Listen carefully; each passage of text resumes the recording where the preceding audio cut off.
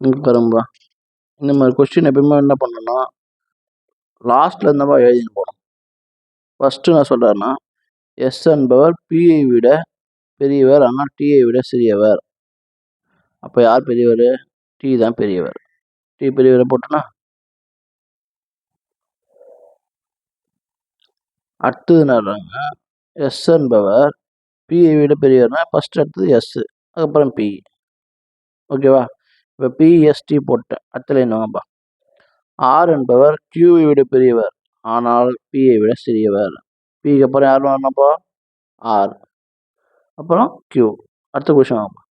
B என்பவர் கியூவை விட பெரியவர். பி என்பவர் கியூவை விட பெரியவர். ஓகே, முடிஞ்சு போச்சா? அதெல்லாம் ஆப்ஷன். இப்போ லாஸ்ட் டைம் என்ன பார்க்குறாருமா, இதுக்கு சிறியவர் யார்? யார் அதில் சிறியவர்? கியூப்பா, சி.